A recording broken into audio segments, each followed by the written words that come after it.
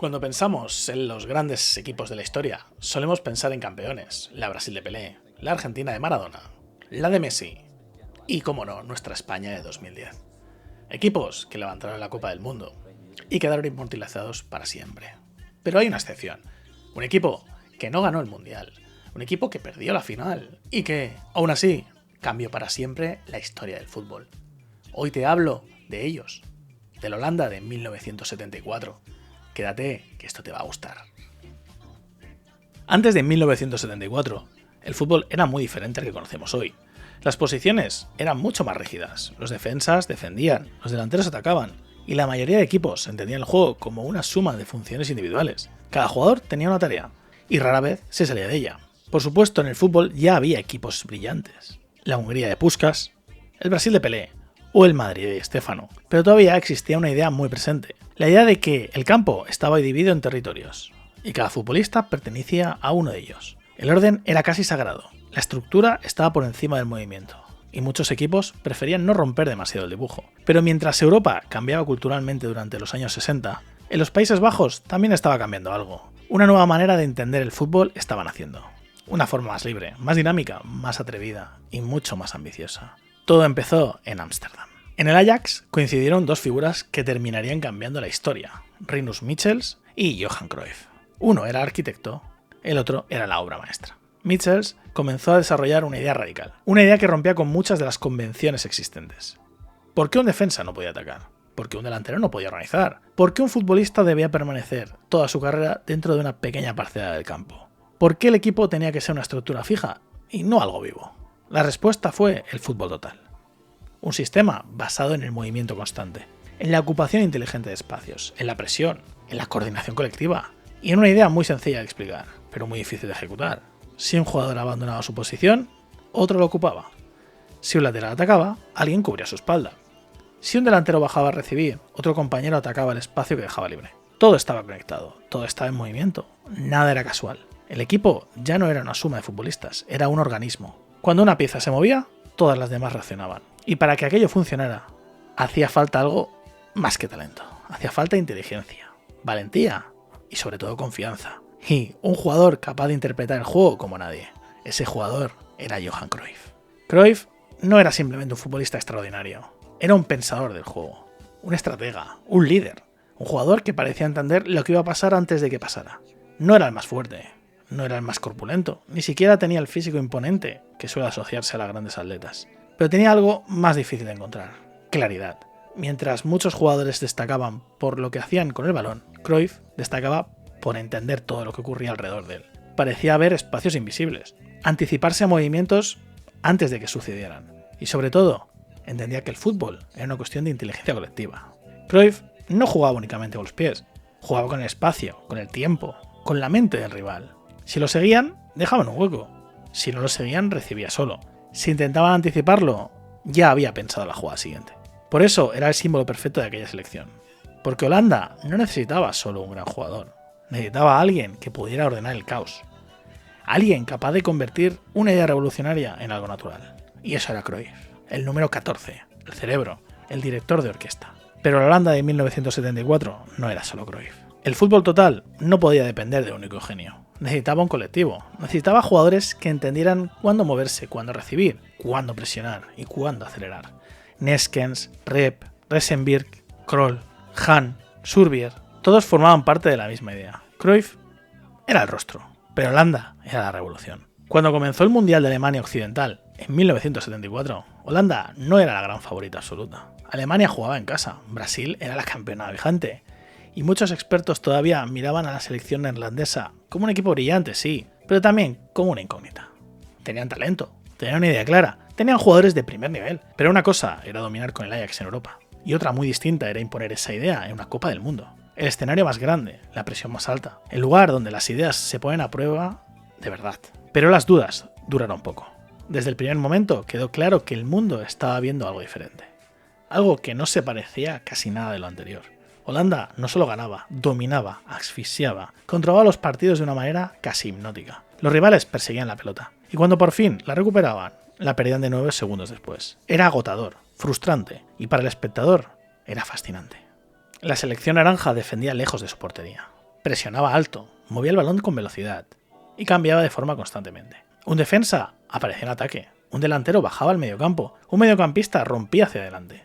Y aún así, el equipo nunca parecía desordenado. Era caos, pero un caos organizado. Para los rivales, era un rompecabezas imposible.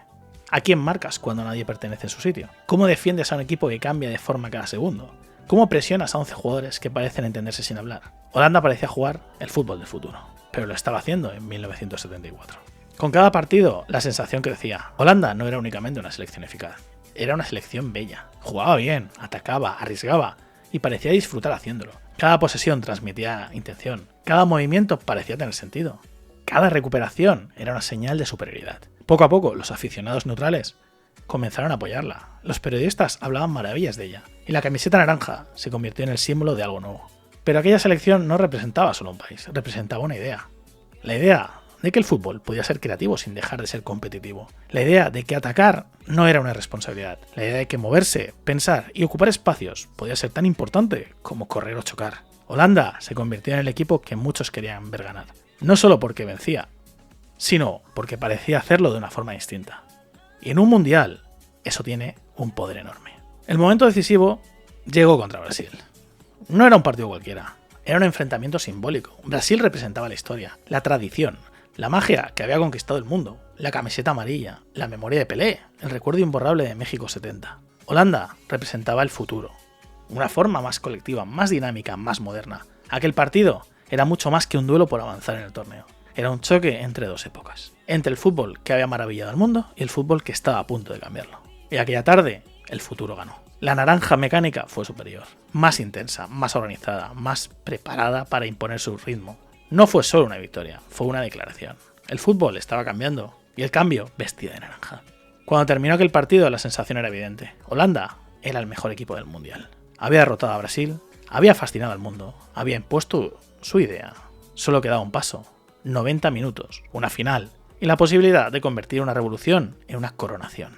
Llegamos al 7 de julio de 1974, en Múnich, final de la Copa del Mundo, y Holanda se enfrenta efectivamente a la Alemania Occidental. Cruyff contra Beckenbauer, la selección que mejor jugaba contra la selección anfitriona, la revolución contra el orden, la belleza contra la eficacia. El equipo que había enamorado al mundo contra un país entero empujando desde la grada. Y el comienzo fue tan perfecto que parecía escrito por un guionista. Se metió entre líneas, entró al área y fue derribado. Penalti. Alemania aún no había tocado el balón. Neskens tomó carrera, disparó y gol. 1-0.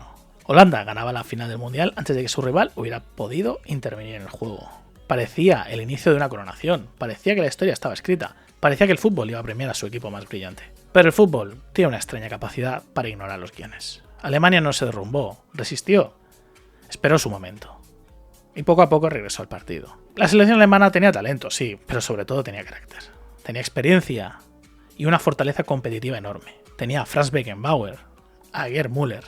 Tenía futbolistas capaces de sobrevivir incluso cuando el partido parecía escaparse. Alemania empató desde el punto de penalti. Holanda seguía teniendo la pelota. Seguía teniendo talento, pero ya no tenía la misma ligereza. El peso de la final empezó a sentirse. Cada error parecía más grande, cada decisión más importante. Y antes del descanso apareció Gerd Müller, el goleador más letal de su época. Un control, un giro y 2-1.